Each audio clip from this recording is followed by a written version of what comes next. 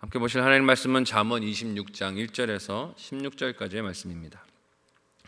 구약성경 940페이지 전후로 있습니다. 잠언 26장 1절에서 16절까지 말씀을 드라마 바이블로 봉독하겠습니다. 미련한 자에게는 영예가 적당하지 아니하니 마치 여름에 눈 오는 것과 추수 때에 비 오는 것 같으니라. 까닭 없는 저주는 참새가 떠도는 것과 제비가 날아가는 것 같이 이루어지지 아니하느니라. 말에게는 채찍이요 나귀에게는 재갈이요 미련한 자의 등에는 막대기니라. 미련한 자의 어리석은 것을 따라 대답하지 말라. 두렵건대 너도 그와 같을까 하노라. 미련한 자에게는 그의 어리석음을 따라 대답하라. 두렵건대 그가 스스로 지혜롭게 여길까 하노라. 미련한 자 편에 기별하는 것은 자기의 발을 베어버림과 해를 받음과 같으니라. 저는 자의 다리는 힘없이 달렸나니 미련한 자의 입에 잠언도 그러하니라. 미련한 자에게 영예를 주는 것은 돌을 물매에 매는 것과 같으니라. 미련한 자의 입에 잠언은 술 취한 자가 손에 든 가시나무 같으니라. 장인이 온갖 것을 만들지라도 미련한 자를 고용하는 것은 지나가는 행인을 고용함과 같으니라. 개가 그 토한 것을 도로 먹는 것 같이 미련한 자는 그 미련한 것을 거듭 행하느니라. 내가 스스로 지혜롭게 여기는 자를 보느냐? 그보다 미련한 자에게 오히려 희망이 있느니라. 게으른 자는 길에 사자가 있다 거리에 사자가 있다 하느니라. 문짝이 돌저기를 따라서 도는 것 같이 게으른 자는 침상에서 도느니라. 게으른 자는 그 손을 그릇에 넣고도 입으로 올리기를 괴로워하느니라. 게으른 자는 사리에 맞게 대답하는 사람 7보다 자기를 지혜롭게 여기느니라. 아멘. 함께 읽은 본문의 말씀을 가지고 지혜롭지 못한 모습들이란 제목으로 말씀 나누고 기도하도록 하겠습니다. 오늘 함께 읽은 본문에는 미련하다라는 말이 빈번하게 등장하고 있습니다.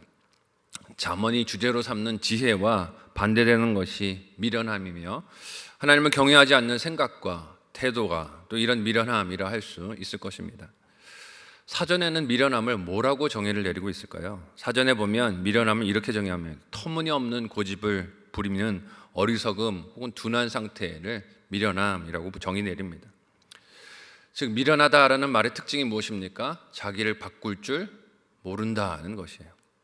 완고함과 이를 깨닫지 못하는 무지함 그리고 둔함과 유사한 의미들이 이 미련하다라는 뜻에 들어 있습니다. 세상에 자기가 이렇게 미련하고 싶은 사람이 있을까요? 없겠죠. 누구나 자기가 지혜롭기를 원합니다.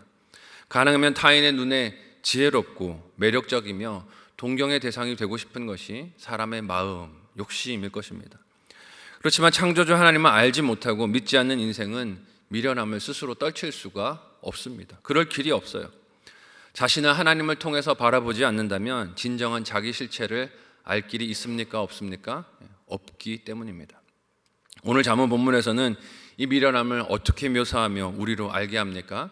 함께 먼저 본문의 1절에서 3절을 한 목소리로 읽어보도록 하겠습니다.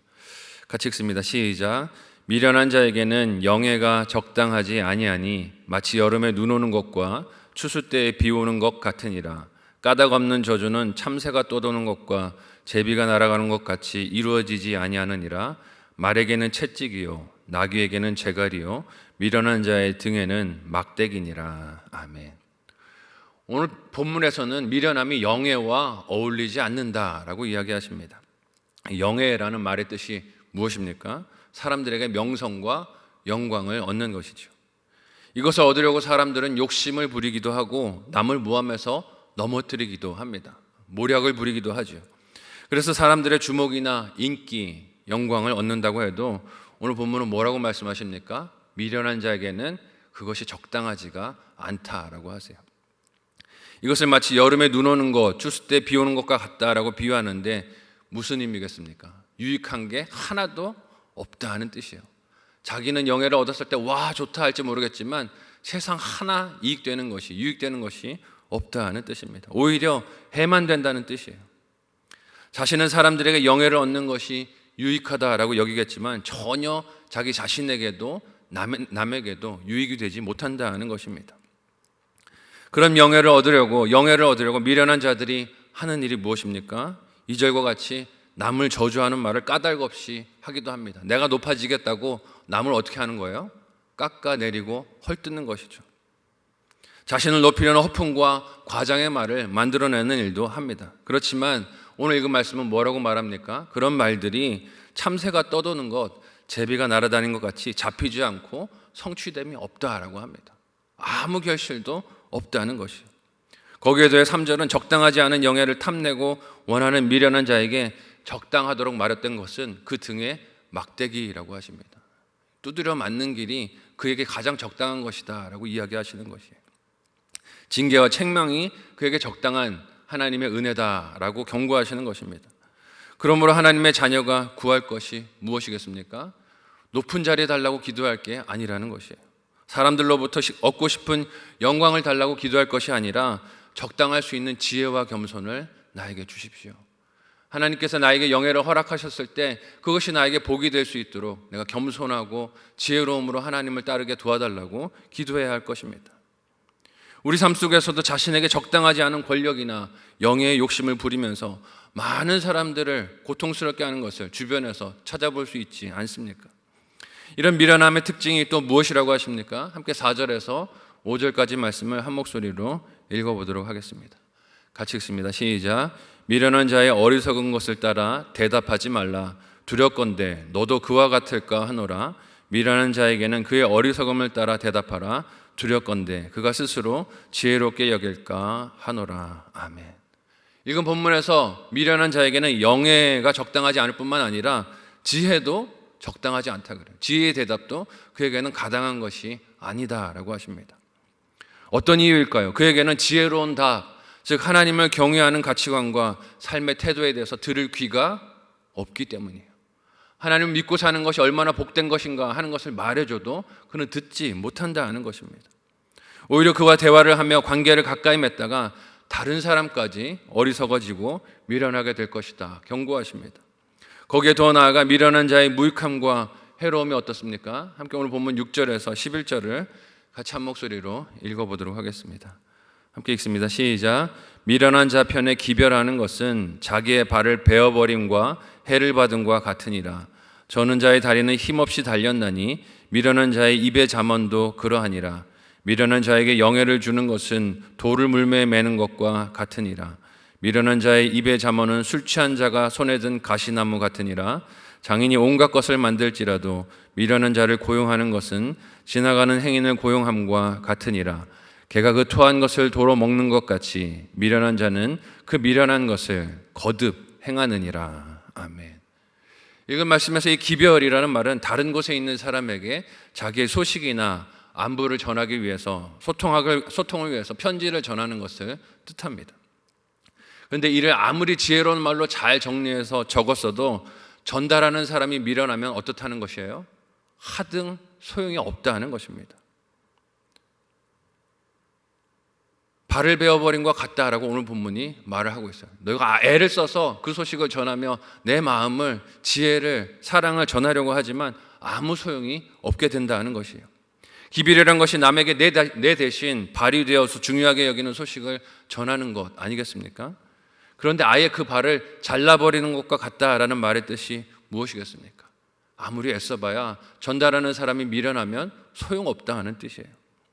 이어서 오늘 본문은 미련한 자의 입에서 나오는 잠언, 즉 자기 나름대로 지혜라고 여기는 것이 힘없이 달려있는 발 같다라고 합니다. 있으나 마나한 것이라는 것이죠. 걸어가지도 못하고 아무 힘과 능력도 없다는 것입니다. 또한 술 취한 자가 손에 든 가시나무 같다라고 합니다. 지혜라는 것이 삶에 도움이 되고 유익이 될 때 존재 가치가 있는 것 아니겠습니까? 그렇지만 그런 유익이 없는 말이라면 마치 발이 달려 있어도 걷지 못하는 것과 같다 하는 것이고, 게다가 술 취한 자가 손에 들고 있는 가시나무라고 하는데 이는 그야말로 흉기라는 것이에요. 모든 사람을 괴롭게 하고 힘들게 하는 흉기, 누구를 다치게 할지 모르는 것이 된다 하는 것입니다. 그런데 오늘 본문은 이런 미련한 사람보다 더 심한 사람이 있다고 하세요. 함께 12절 말씀을 한 목소리로 읽어보도록 하겠습니다. 같이 읽습니다. 시작. 네가 스스로 지혜롭게 여기는 자를 보느냐? 그보다 미련한 자에게 오히려 희망이 있느니라. 아멘. 앞서 살핀 미련함의 정의는 고집불통이고 무지함이며 둔함이라고 했습니다. 그런데 이 미련함의 가장 극치가 12절 말씀은 무엇이라고 합니까? 스스로를 지혜롭다라고 여기는 자라고 하세요. 이 스스로를 지혜롭게 여기는 것이 구체적으로 어떤 생각과 태도를 뜻하는 것일까요? 이런 태도가 아닐까요? 나는 남에게 배울 게 하나도 없어. 남들은 다 무식해. 사람들 아는 게 하나도 없어. 하나 배울 게 없네 하는 사람이 스스로 지혜롭다 여기는 사람의 태도일 것입니다. 지혜로운 마음은 어떻습니까? 어린아이에게도 배울 게 있어. 미련해 보이는 자에게도 배울 게 있어. 세상 짐승에게도 배울 것이 있어. 온통 배울 것을 찾으며 거기서 자신을 겸손하게 낮추고 남의 장점과 배울 것을 봅니다.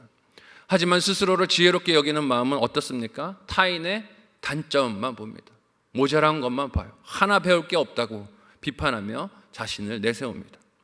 오늘 본문은 이렇게 교만과 자기를 지혜롭다고 내세우는 것보다 오히려 차라리 고집불통에 무지하고 둔한 미련함이 낫다라고 하세요.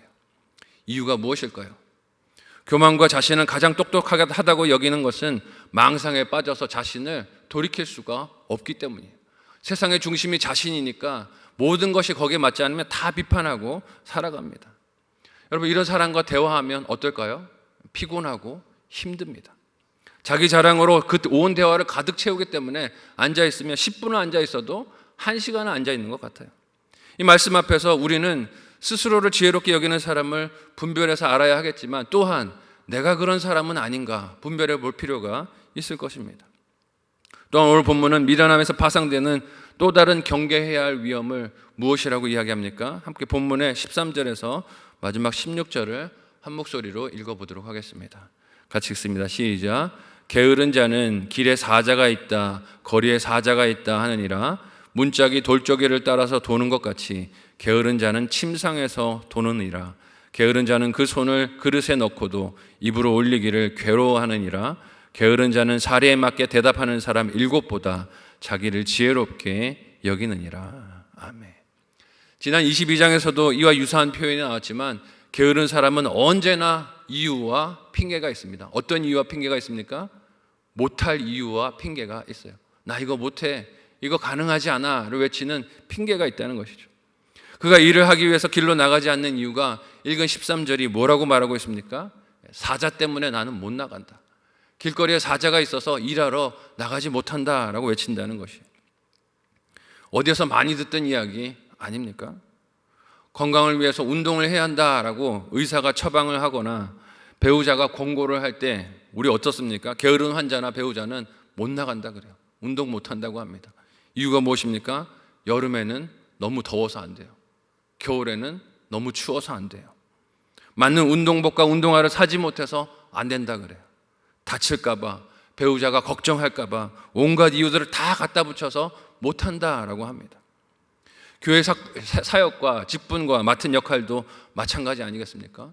말씀을 묵상하는 일도, 목장으로 모이는 일도, 봉사하는 일도, 헌금하고 자녀들을 신앙으로 양육하는 모든 일도 다 게으른 자는 뭐라고 말합니까? 못할 이유가 있다라고 해요. 나의 신앙생활은 어떻습니까? 오늘 말씀 앞에 나는 지혜로운 모습입니까? 아니면 미련하고 교만하고 게으른 모습입니까? 오늘 말씀에 나를 비춰보며 지혜로운 신앙생활을 회복하는 저와 여러분 모두가 되시기를 예수님의 이름으로 간절히 소원하고 축복합니다. 아멘.